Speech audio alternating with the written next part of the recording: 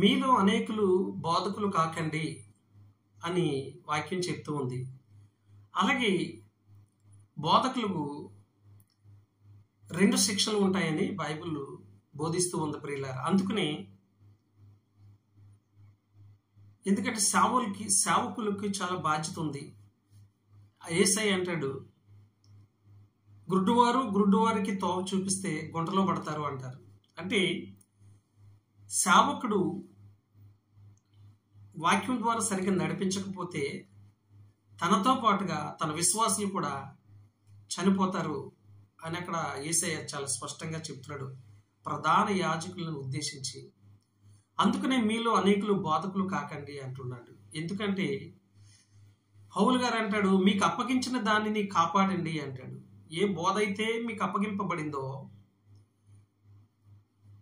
పాత క్రొత్త నిబంధన గ్రంథం, వాటిని దాటి వెళ్ళొద్దు అని చెప్తూ ఉన్నాడు. పౌలు గారు చెప్తూ ఉండేవాడు చాలా ఆయన పత్రికలన్నింటిలో కూడా. ఎందుకు ఈ మాట నేను చెప్పాల్సి వస్తుందంటే, ఈ మధ్యన ఒక సేవకుడు మోషే శరీరం గురించి మాట్లాడుతున్నప్పుడు నాకు ఆశ్చర్యం వేసింది ప్రియులారా. ఎందుకంటే బైబిల్ జ్ఞానం లేకపోతే చాలా అపార్థం చేసేసుకుంటాం. చాలా జాగ్రత్తగా మనం ఆలోచించి బైబిల్ని అధ్యయనం చేసి ఆలోచించి చెప్పాలి తప్ప ఎవరో చెప్పింది లేదా మనకు తోసినట్లుగా చెప్పడం పొరపాటు కాదు. చాలా పొరపాటు ప్రియులారు. అందుకనే 2 పనిష్మెంట్లు ఉంటాయి అన్నాడు సేవకుడికి, డబుల్ పనిష్మెంట్. అందుకనే మీలో అనేకులు సేవకులు కాకండి అని చెప్తూ ఉన్నాడు. కానీ ఈ రోజున సేవకులు ఎక్కువైపోతున్నారు. సంతోషం అవ్వడం మంచిదే, కాదనట్లేదు. కానీ చెప్పే విధానం సరిగ్గా లేకపోతే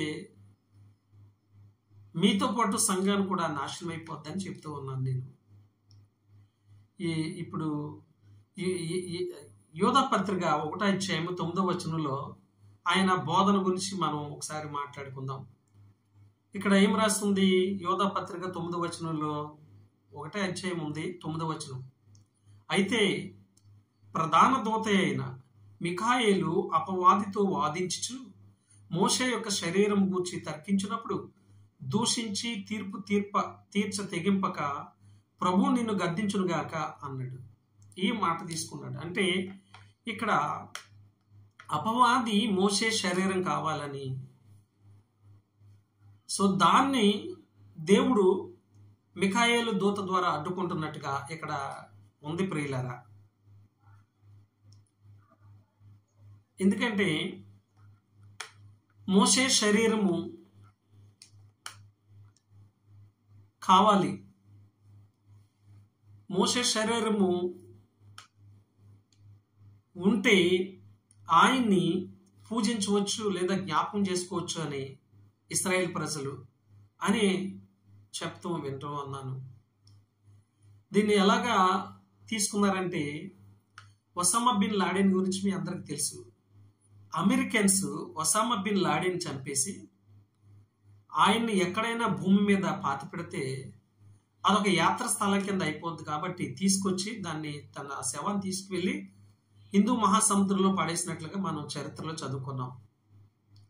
అలాగే మోషే శరీరం ఒకవేళ భూమి మీద పాతి పెడితే ఇశ్రాయేల్ ప్రజలందరూ కూడా అతన్ని ఆ యొక్క సమాధిని దర్శన స్థలంగా మార్చేసుకుంటారు, యాత్ర స్థలంగా మార్చేసుకుంటారు అని అపవాది తన శరీరాన్ని తీసుకోవడానికి తర్కించింది అని నేను ఆయన చెప్పడం విన్నాను. చాలా హాస్యాస్పదంగా ఉంది, ఆశ్చర్యం కూడా ఇస్తుంది ప్రియులారా. అంటే ఈ మధ్యన అనకూడదు కానీ సేవకులు కాపీ పేస్ట్ ఎక్కువైపోయింది. కాపీ పేస్ట్ చదవట్లేదు బైబిల్. యూట్యూబ్స్ వచ్చిన తర్వాత కొంచెం జ్ఞానంతో ఎవరైనా బోధిస్తే అవి తీసుకుని ఇతరులకి చెప్పేస్తున్నారు.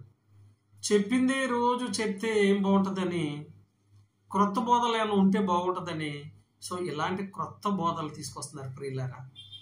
దానికి ప్రజలు కూడా అట్రాక్ట్ అయిపోతున్నారు, శ్రద్ధ చూపిస్తున్నారు. భలే చెప్పాడు పాస్టర్ గారు, ఈ మాట మేము ఇప్పుడు వినలేదు అంటారు. సో అబద్ధానికి ఉన్నంత ప్రాముఖ్యత సత్యానికి లేకుండా పోయింది నేడు దినాల్లో. ఐఎమ్ సో సారీ అండి, చాలా బాధపడుతున్నాను ఇలాంటి పరిస్థితులు బట్టి.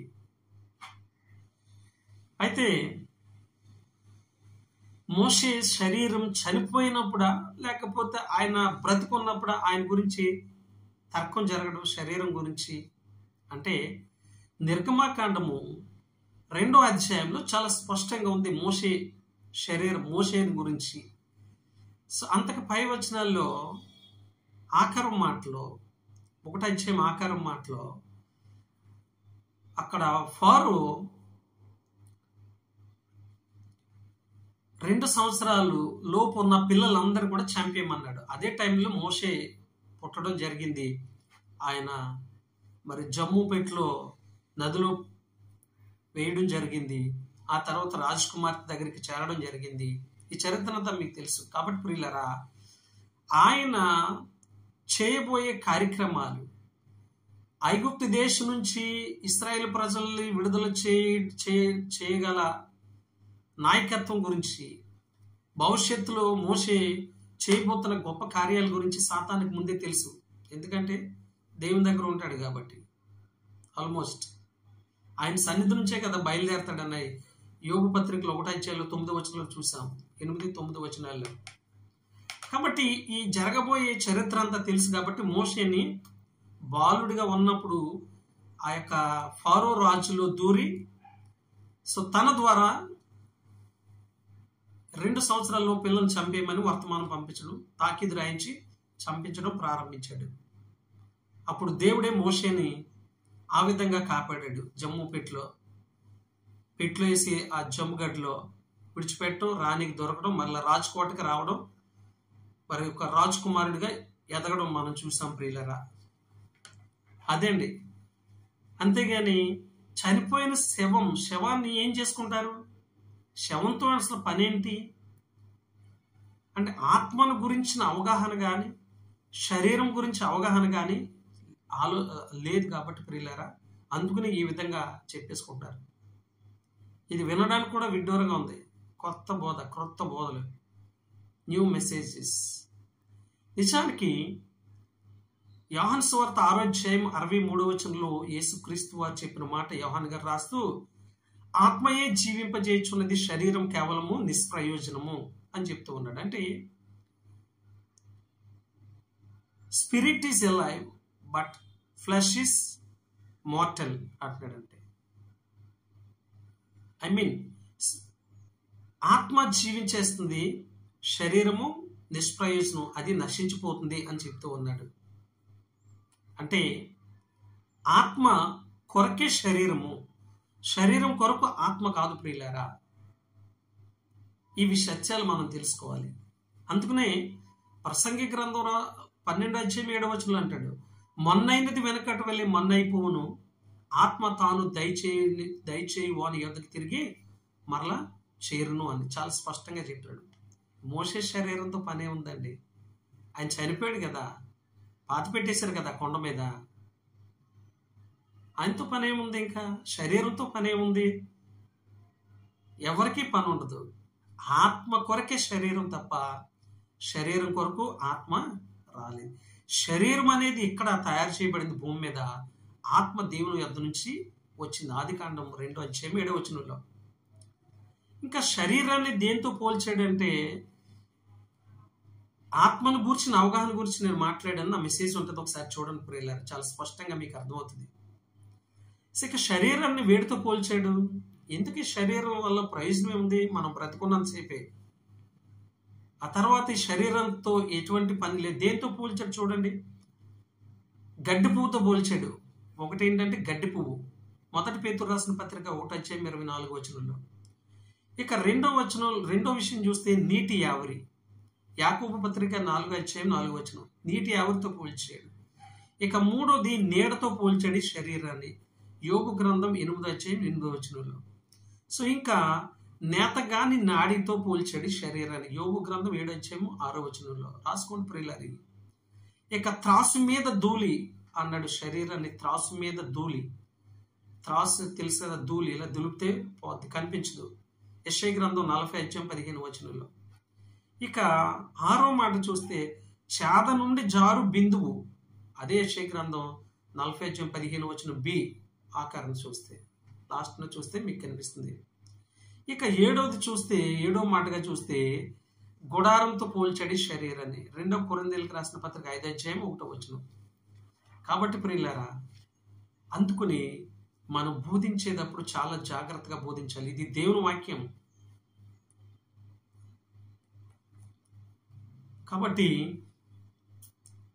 మోషే శరీరం తరికించబడటం చనిపోయిన శవం గురించి కాదు ప్రియులారా. శవంతో ఏం పని ఉంది? మొన్న అయినది వెనకటి వల్లే మొన్న అయిపోతుందని చెప్పాడు. బ్రతుకున్నవారే కదా, సజీవులే కదా నిన్ను స్తుతిస్తారు. మృతులైన వారు నిన్ను ఎలా స్తుతిస్తారు? చాలా స్పష్టంగా మనం ఎన్నెన్నో వచనాలు చదువుకున్నాం, కానీ ధ్యానించట్లేదు. మెడిటేట్ అనేది చాలా ఇంపార్టెంట్. మెడిటేషన్ చేయాలి వాక్యం గురించి. కాబట్టి మోసే చిన్న పిల్లాడిగా ఉన్నప్పుడు శరీరాన్ని చంపేయాలని అపవాది ప్రయత్నం చేశాడు ఫరోతో, కానీ దేవుడు ఆయన కాపాడాడు. ఎందుకంటే ఆయన కారణ జన్ముడు. ఆయన ఇశ్రాయేలు ప్రజలను ఐగుప్తు దేశం నుంచి కనాను దేశానికి నడిపించాలి. ఒక నాయకుడుగా అతని జీవితం దేవుడు రాసి పెట్టేశాడు ప్రియులారా. కాబట్టి తప్పుడు బోధల విషయంలో చాలా జాగ్రత్తగా ఉండండి. ఈ మన వీడియోస్ చూస్తున్న ప్రతి ఒక్క విశ్వాసి తప్పుడు బోధలకు దూరంగా ఉండండి, లేదంటే నష్టం మీకే. నా ప్రియ సహోదరి సహోదరులారా, బైబుల్ బాగా చదవండి, క్షుణ్ణంగా చదవండి, ఇష్టంగా చదవండి. దేవుడు మీకు బయలుపరుస్తాడు జ్ఞానాన్ని. దేవుడు కొదవగా ఉంటే అడగండి, దేవుడు మీకు జ్ఞానం ఇస్తాడు. దేవుడు మిమ్మల్ని అందరిని దీవించి ఆశీర్వదించును గాక. ఆమేన్.